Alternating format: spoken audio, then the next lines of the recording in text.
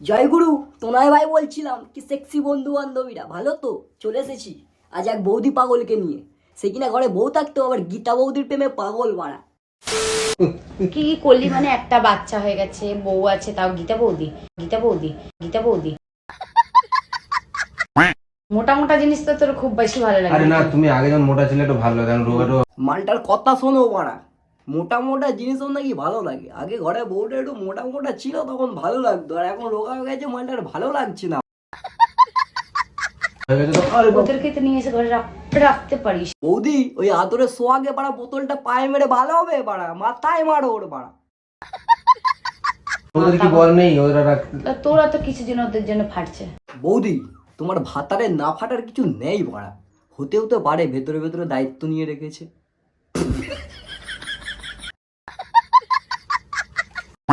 আরে বলছি ওদেরকে দেখলে এখন দেখি ভালো টালো লাগে। তুমি ভালো সালো লাগে ওদেরকে দেখে। গীতা বৌদির সাথে বেশি কিছু ব্যাপার না বৌদি, বুঝলে, জাস্ট একটু ভালো লাগা ব্যাপার। তুমি রোগারোগ হয়ে তো গেছে। বলতে তো পারতিস, একবার অফার দিতে পারতিস যে আমার বউ তো এরকম হয়ে যাচ্ছে, তুমি একবার আসো না। এত সুন্দর বউ কে পায় বাড়া, যে কিনা অফারের জন্য বলার কথা বলছে, আর তুই বাড়া অফারটাকে মিস করলি বাড়া, নাকি ভেতরে ভেতরে অফারটাকে মেরে নিয়েছিস? না ওইসব কেন বলবো, মহা মুশকিল। কেন আর বলবো? মানুষকে দেখলে ভালো লাগে বলে বলবো চলে আসো আমার ঘরে, এটা কি এমন ধরনের বিষয়? ছাড়া আমি আরে বাবা, আরে বাবা। বৌদি তুমি ভুল জিনিসটা ধরেছো, বুঝলে, বিচিটা ধরতে হয় বাড়া। শালা এদিকে ঘরে বউ বাচ্চা থাকতে গীতা বৌদি আর কি পেয়েছ বাড়া। বৌদি বৌদি দিন রাত, বউ বউ তো দিন রাত করিস না। বৌদি বৌদি কি এক্সট্রা কিছু দেখিস নাকি? বৌদি একটা কথা বলবো, তোমার ভাতারকে দেখা আর কর না বাড়া। আমার এটাই মনে হচ্ছে যে অন্যের বউয়ের ফেসিলিটি একটু বেশিই পায়। কথা বলছি, শোনা তো রাগারাগি করছো কেন? তুমি তো বউ ঘরেই থাকবে না।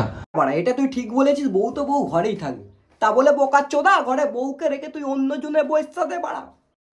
আর তো বাইরে একটু যদি এনজয় করি, একটু বৌদি থাকে, তো তোমার কি সমস্যাটা কোথায়? সমস্যা কিছু নেই তাই তো, তোমার ঘরে বউ বাচ্চা রয়েছে, তুমি তারপরে অন্যজনের বউয়ের সাথে চব্বচাটি মারাবে, সেটা কোনো সমস্যার ব্যাপার নয় তাই তো।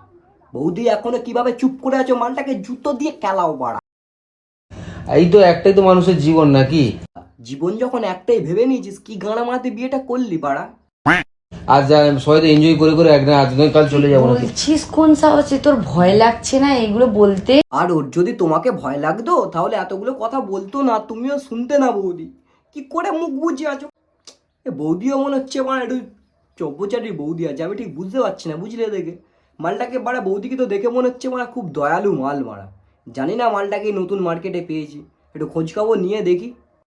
কিসের কি ভয়? যেটা মানুষের, দেখো আজ মরলে কাল দুদিন হয়ে যাবে, তো ওদের সমস্যা কি আছে? ভাই তুই আজই মরে যা, তোর বউটা বাড়া বেঁচে যাবে। ও মানে আমি ঘরে থাকবো আবার বাইরেও তুই বৌদি বেজি করে বেড়া? মালটাকে তো দেখে ডাকাত ডাকাত মনে হচ্ছে বাড়া। যাই হোক, এই ডাকাতেরই আবার যৌবন দেখেছো তো বাড়া, ঘরে বউ থাকতেও আবার অন্যজনের বউর সাথে।